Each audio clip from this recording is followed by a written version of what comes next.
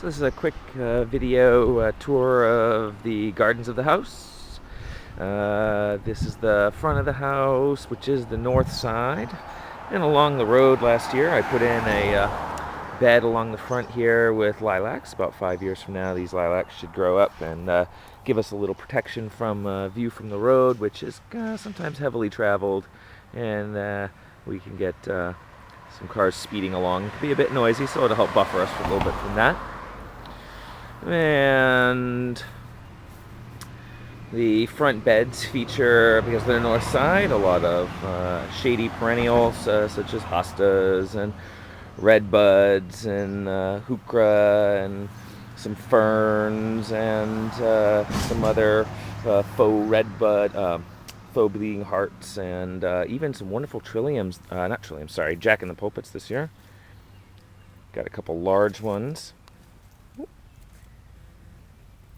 And one of our resident toads. And the side of the yard features I'll pan back over for that, a nice trumpet vine that was on a flagpole when we first moved in, and since we've been here, I've been raising it up to the top of the flagpole, and now it's covering the flagpole entirely, and is just simply beautiful when it comes into bloom, but won't be into bloom for probably another week or two, which should be just in time for the summer party. And the side yard. In the side yard, I often in the past have mowed a croquet court into this spot here, and I mow it down to about a ½ an inch in height, and that way we can play croquet, but I didn't do that this year, I've been a little too busy. And in the side yard, you can see two of the more unusual trees on the property. Some people call these our Dr. Seuss trees because of their funny shape. I did train these. They were sort of this shape when we first moved in, and then I decided to accentuate that and to continue that trend of the tiered look. These are, I was told, California dogwoods. I know they are definitely dogwoods, but I'm not sure exactly what variety. But the tiered effect is, it's kind of nice, and now that I've been doing it for several years, they have maintained that shape almost completely on their own, as long as I trim new sprouts. And some of the new trees that I planted a couple years ago, eventually I'd like to walk this side of the yard in so that it'll be all wooded. And you can see some of the ornamental grasses that are on the property. Large miscanthus, also known as a porcupine grass. And you can see the new hydrangea that I put in a couple years ago. This is Snow Queen, and that's a really nice hydrangea. Should get about 5 feet taller than that, about 10 feet wider or so.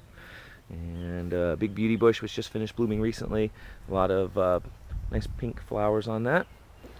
And then from this spot you can head into the backyard, and the backyard features some ornamental boxes, flower boxes by the garage, and the small bed in front of that. And of course it features the pond, which is usually a focal point when people first arrive. Features a nice redbud tree that looks really magnificent in the spring, and is really starting to take up some size now.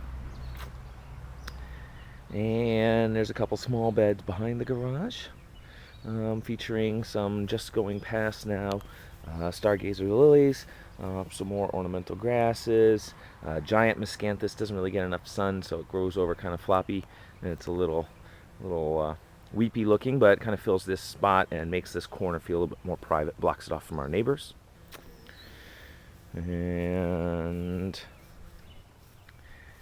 some of the beds that are around the pond, some Stelladora daylilies, some Shastas, which are about to open soon, and I usually put in a few annuals nearby the bench where you can sit by the pond.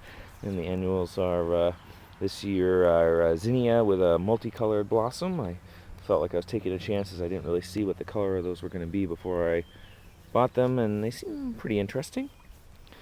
And some more of a lot of Siberian irises, which flower in the spring around the pond. Of course, the classic primrose, which is a very long bloomer and bright yellow. And a Russian sage.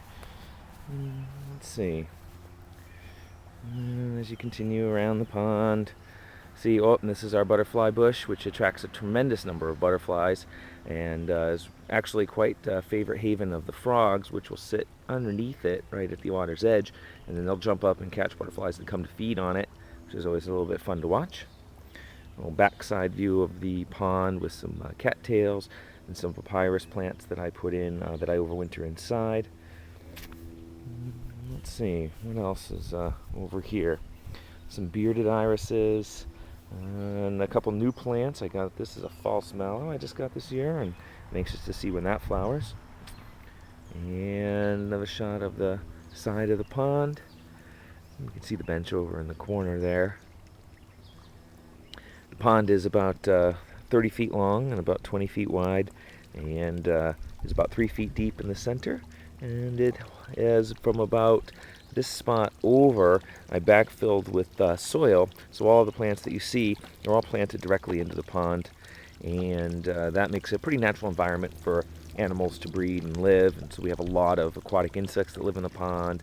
We usually get 2 species of frogs that breed in here, the American toad and the green frog, and sometimes we get other visitors as well, like great blue herons, and a lot of birds will take advantage of this very shallow end. I dug this shallow end to be only about 6 inches deep or even less, so that birds can wade in it, amphibians can lay eggs in it. It makes an easy access transition into the lawn on this side.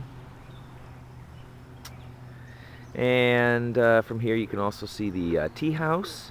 And the tea house, something I built, Tanya and I built together a couple years ago to give us a spot to come out by the pond so we could have dinner and sort of get protection from some of the elements and the sun in the summer. And it has a pop-up table, which you can see here. So the table actually turns and then sits flat on the floor, and that way we can have it as a sort of wide platform that you could, I don't know, do yoga. I don't do yoga in it, but we've had some friends who have taken advantage of that. Then you can pull up the table and turn it, and it sits upright like that, and then you can put your legs through, and then you can seat 4 people around it for a light casual dinner, maybe just hanging out in the evening. We'll bring out some torches and light this area at night. And right next to the tea house you can see the large perennial bed, and the large perennial bed has a whole variety of different plants in it. Some that look quite spectacular around the time of midsummer is the globe thistle. These get quite large and little steely blue flowers on the top. And some of your more classics, of course, like coreopsis and some sedum and hen chicks and a whole variety of stuff in here. And there's a bed in the back behind that, separated by a little bit of grass, so you can walk and kind of approach things a little more closely, and that has a lot of those primrose in it, and a very nice display right now of roses. These are the wild roses that you see on the Cape that really thrive in dry, sandy conditions, which our soil kind of has quite a bit, and they come into flower late June, early July, and they're looking really quite nice right now today. They last for about 3 weeks.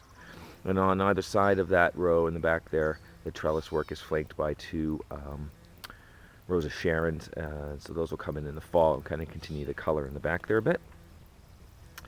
And on this side, so the pond is over here, so back on this side we have some more trellis work. These trellises were here when we moved in, and we've got a variety of, I've been trying to put in some tiger lilies and some other lilies to give a little vertical color. This one I put in a couple years ago, and it's been taking a while to size up, so I've got 1 flower now. And a nice daylily, very pretty daylily.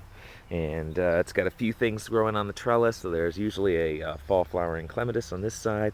This is a honeysuckle that we put in a couple years ago. It's been doing very well. Of course, the bird box, favored by the chickadees this year. Often we get house wrens in there.